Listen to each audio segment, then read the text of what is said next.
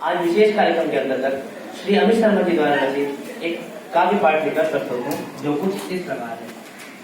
कविता से पहले उसका एक संदर्भ प्रस्तुत करता हूँ कि जब श्री कृष्ण शांति दूत बनकर कौरवों के पास गए थे, तब उन्होंने दुर्योधन से कहा था कि हे दुर्योधन, आधा राज्य नहीं तो कम से कम 5 ग्राम ही दे दो, मैं 5 ग्राम पर पांडवों को मरा दूंगा। मगर उन्होंने श्री कृष्ण को लज्जित करके भगा दिया था और कहा था कि सुन ग्वाले, यहाँ से भाग जा और जाकर उन पांडवों से कह देना कि बिना युद्ध के मैं सुई की नोक बराबर जमीन देने को भी तैयार हूं। यहीं से पंक्तियां जन्म लेती है कि तलवार, धनुष और पैदल सैनिक कुरुक्षेत्र में खड़े हुए। एक बिंब बनाता हूँ, चित्र बनाता हूँ कि तलवार, धनुष और पैदल सैनिक कुरुक्षेत्र में खड़े हुए, रक्तपिपासु महारथी एक दूसरे सम्मुख खड़े हुए, कई लाख सेना के सम्मुख पांडव 5 विचारे थे। एक तरफ थे योद्धा सब एक तर्क समय के मारे थे। महासमर की प्रतीक्षा में सारे ताक रहे थे जी, और पाठ के रथ को स्वयं केशव हाँक रहे थे जी, और पाठ के रथ को स्वयं केशव हाँक रहे थे जी। रणभूमि के सभी नजारे देखने में कुछ खास लगे। रणभूमि के सभी नजारे देखने में कुछ खास लगे। माधव ने अर्जुन को देखा, अर्जुन उन्हें उदास लगे। कुरुक्षेत्र का महासमर एक पल में तभी सजा डाला। 5 जन ने उठा को सबसे मुख से लगा बजा डाला। हुआ संग्राम जैसे कि सबका गर्जन शुरू हुआ, रक्त बिखरना हुआ शुरू और सबका मर्दन शुरू हुआ।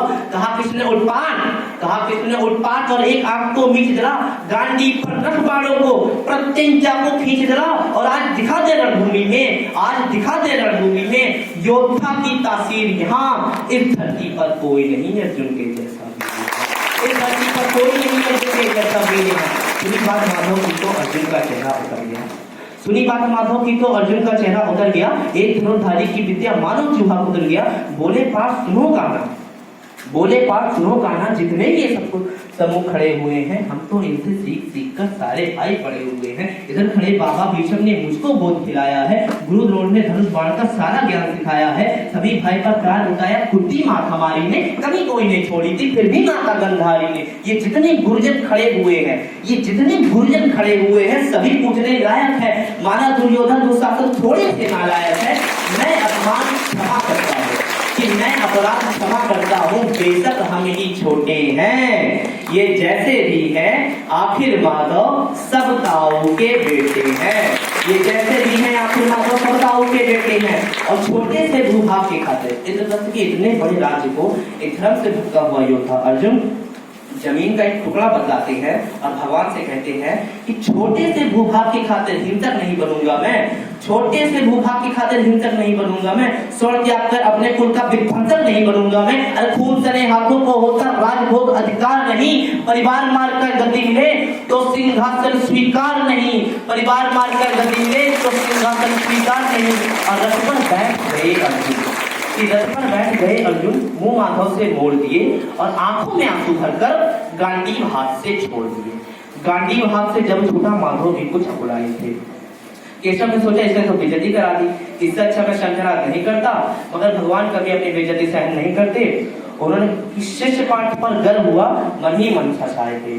उन्होंने कहा कि इसका सब कुछ जा रहा है, फिर भी परिवार की बात कर रहा है, संस्कार की बात कर रहा है, तो कहीं ना कहीं मेरे संस्कार है।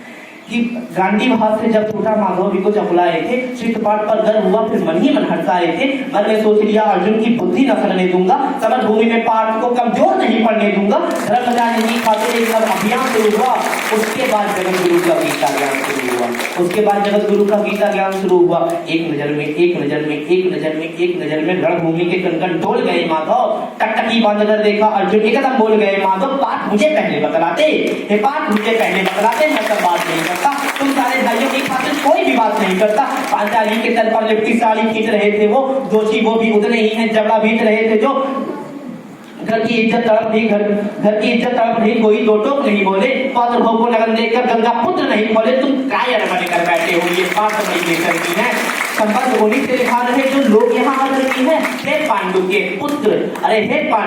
पुत्र, धर्म का कैसा कर्ज उतारा है कि शोले होने के आंखों में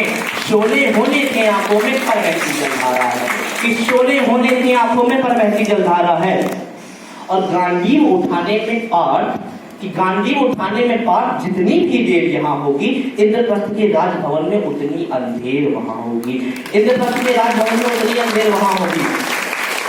इंद्रधनुष के राजभवन में अधर्म धर्म की गहराई में खुद को नाप रहा अर्जुन, अश्रुधार में तेज हुई और थर कांप रहा अर्जुन। केशव मुझको बतलाओ, केशव मुझको बतलाओ, कुल नाशक कैसे बन जाऊं, रक्त घास लातों पर मैं शासक कैसे बन जाऊं, कैसे उठे कर उन पर जो कर पर अधर लगाते हैं।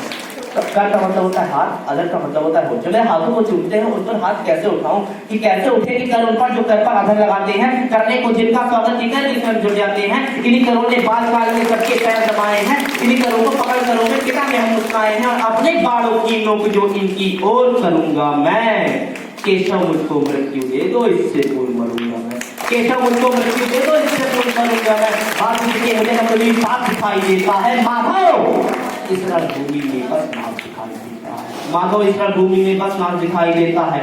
बात बहुत भावुक थी, किंतु जगत गुरु मुस्काते थे और ज्ञान की गंगा चक्रधारी बरसाते थे कि पाप यहाँ कुछ मत सोचे, बस कर्म में ध्यान लगाओ तुम।